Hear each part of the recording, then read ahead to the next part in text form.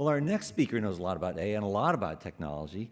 Takayuki Morita joins us from Tokyo, where he serves as president and CEO of NEC, and that's a global leader in the integration of IT and network technologies.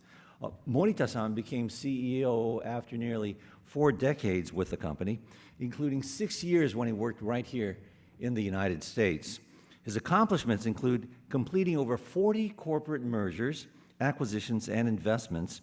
Morita-san is one of the most active members of the Silicon Valley Japan platform. That's a group that USJC co-organizes with the International House in Japan. And that's where I had the pleasure of meeting him. We were taking a leisurely hike around Half Moon Bay as part of the retreat. And I found him to be really humble, thoughtful, looking at the big perspective, not the salesman type that plugs the product, but has a great big vision. So I'm looking forward to what he has to say today. From what I understand, he'll share his perspective from his position at the forefront of technology innovation. So, Mr. Morita, the platform is yours.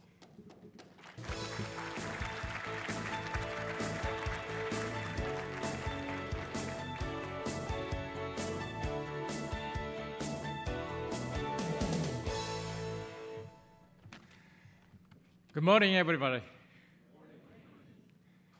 Ambassador Tomita Koji, Ambassador Catherine Tai, Congressman Mark Takano, Congresswoman Jill Tokuda, Mrs. Susanna Basera, distinguished guests, and ladies and gentlemen, thank you for the warm welcome, and thank you to the US-Japan Council for bringing government and business leaders together from our countries to increase communication and collaboration. Today, I wanted to talk about US-Japan relations for a new era. But first, let me start by giving a little background about NEC and myself. NEC was founded in 1899 as the first joint venture between the manufacturing arm of AT&T and a Japanese entrepreneur. It was the first US-Japan joint venture. At the beginning, our company imported telephone equipment into Japan. And over time, NEC grew and built businesses in communications, IT products, and IT services. I myself joined the company in 1983, 40 years ago. After 5 years, I came to the United States as my first overseas assignment. It was a totally eye-opening experience. My American friends worked very hard, but also enjoyed their personal time. Like them, I worked very hard, but I also made time to enjoy time with my family. The 80s were an exciting time for NEC. We experienced rapid growth. We are even among the world's top 5 leaders in 3 segments: semiconductors, computers, and telecommunications equipment. But also in the 80s, there was trade conflict between the US and Japan. I remember those were very painful and tough times. There was a big debate that time about whether Japan was fair. There were many who said Japan benefited from unfair trade and industrial policies, such as import restrictions. However, one thing that helped resolve the 1980s trade conflicts were, I believe, the shared values between the US and Japan of democracy, globalization, the rule of law, and free trade. Today, it seems that relations between the US and other countries like China have some similarities to those times in the 80s. but there are also some important differences. The first difference is the influence of technology today. In the 80s, the total technology market was a fraction of the size that is today. Today, technology impacts all aspects of society. Actually, we can't talk about anything without considering the influence of technology. In this context, technology has become very important for the power of nations and even national security. If we consider the conflicts in Ukraine and in Gaza, it isn't just military battles. There are battles on social media and cyber.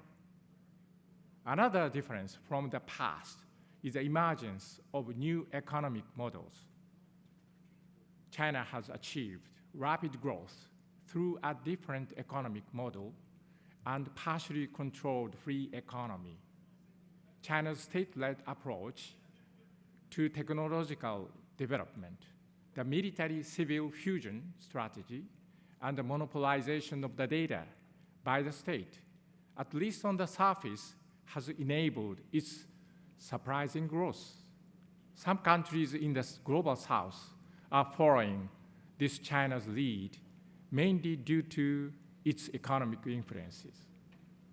In this sense, the shared values between the US and Japan of democracy, globalization, the rule of law, and free trade are being challenged.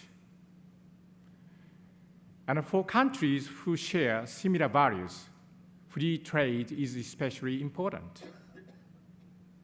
Some countries and people even question if the US really believes in these values. I think now is the time for the US to show what it really believes by taking action. Japan, as a friend of the United States, can be a partner to protect our shared values and to address these global challenges. One way Japan and the US could partner together is to build coalitions for technological development. Why would we need technology coalitions?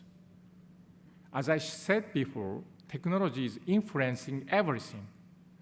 In advanced technology, the US continues to lead in many areas, but doesn't have all the technologies in place to compete with, like China. Japan has cutting-edge technologies in certain areas, like AI, space defense, and security that complement well the US strengths. But we need new frameworks and policies to support advanced technology collaboration. Perhaps we need something like the Five Eyes, but something more suited for technology. And for policies, US export controls and industrial security regulations unfortunately limit Japan's ability to be an equal partner today. I propose that in the new era of US-Japan relations, the US should position Japan as a trustworthy and equal partner. The governments of the US and Japan should take tangible action and show that the US can build a fair, mutually interdependent relationship. With such an example in place, it would demonstrate to other countries with similar values that we can build truly interoperable technology coalitions. And I hope these coalitions will become multinational. Some specific examples of government action include security clearances. The Japanese government plans to enact security clearance law in 2024, next year.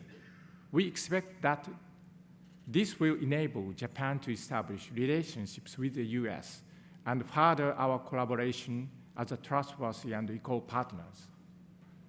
Supply chain. It will be important to to establish stable supply networks between like-minded countries. The agreement at the Camp David summit to strengthen cooperation among the US, Japan, and South Korea is really good start. With the right policies and frameworks in place, there are several technology areas where Japan and the US could have joint development as partners. For example, climate change is something that affects us all. Collaboration between our two countries can be effective in solving this global challenge. We can leverage the knowledge and the technology of the US, which is a resource-rich country, with Japan, which is a disaster-prone country. The US and Japan could lead policy making in regards to climate change compared to the positions of the EU and to harmonize with the global South. Further technologies, the US and Japan could collaborate more deeply in the area of AI and communications, including beyond 5G. As the US and Japan move into the new era, we envision a further mutually interdependent relationships that are trusted and equal. And of course, NEC is ready to contribute to as a technology bridge between our two countries. Over 120 years ago, NEC was founded based on cooperation between the US and Japan. Going forward, we hope to leverage new technologies between the US and Japan to solve global challenges, help improve societies, and to promote our shared values around the globe. I believe the US-Japan relationships continue to be vitally important, and we, NEC, is committed to be part of a new era by strengthening our relationships in the US and also with other countries who share similar values. Thank you.